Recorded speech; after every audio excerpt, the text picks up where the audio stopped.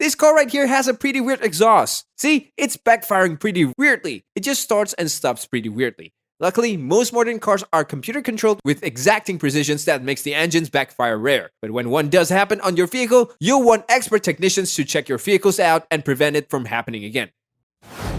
It looks cool, right? When you're blasting your car with a full throttle and your exhaust makes that ratata sound, or technically a backfire, but it sounds so satisfying. So today we're going to take a look at some of the best exhausts going crazy. At first, we have this Toyota red Supra going crazy with these huge flames from the back, and this old guy right here is getting really uncomfortable with these sounds, as you can see. Yeah, this blue t-shirt guy is really in the vibe. He is really making them go loud. Now the Supra is getting way too crazy.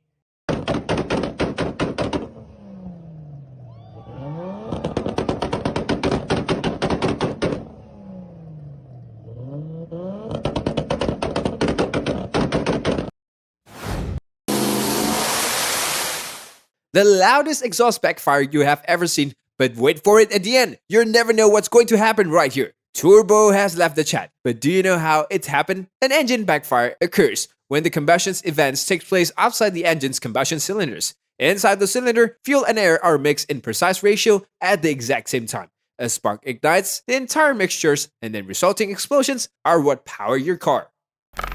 This drag car right here has some of the most exhaust I've ever seen, but watch this clip till the end, there's a huge surprise for you.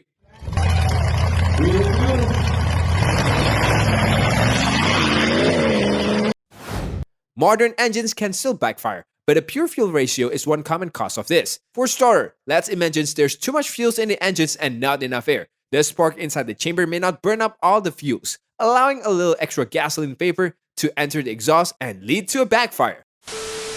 You have seen a lot of backfires, but do you even know even a bent valve can cause a car to backfire if the valve's bent? They won't form a proper seal that will allow air and fuel to flow back into the intake or into the exhaust where it will combust. Luckily, this is a very uncommon reason for a modern car to start backfiring. This is the greatest backfire that you have ever seen, and you can even do this at home, but we don't advise you to do it. Yes, that's how you can get a car backfire at home without even starting the car. Modern gangsters are just incredible pieces of machinery that push the boundaries of what we perceive as quick. It took only less than 4 seconds for Tony Schumacher to finish the quarter mile, and when he crossed the line, he was going 336.57 miles per hour. This means that every other top fuel dragster probably ended up going at least 300 miles per hour.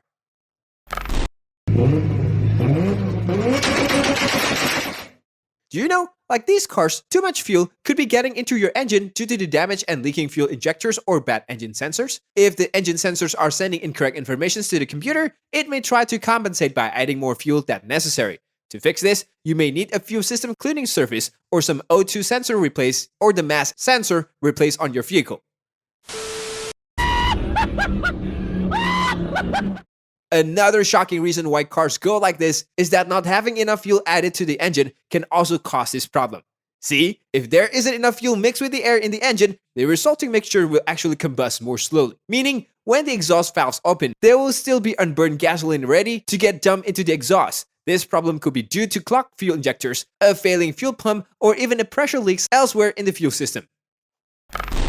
Quick fact. The Corvette was voted Car of the Year a few times during its 65 years existence. However, the biggest testament to the innovative and intelligent design that Chevrolet pioneered is an endorsement from the Society of Automotive Engineers. This organization decided to grant the 1999 Corvette Convertible the title of Best Engineered Car of the 20th Century. This is a huge honor from this professional society, as they do not hand out such award freely. Wow, this SUV exhaust is going crazy, but do you know what SUV means? SUV stands for Sport Utility Vehicle. It means to denote a vehicle that is more capable than a traditional sedan off-road or is useful in a wide range of situations. The versatility comes from a higher ride height, larger cabin room, more available seating, and extra cargo space. The sport utility vehicle has been around since the Chevrolet Suburban was introduced in the 1930s, but the concept wasn't really adopted as a mainstay until the 1980s. That's when there was a shift away from the station wagons towards minivans, then ultimately SUVs.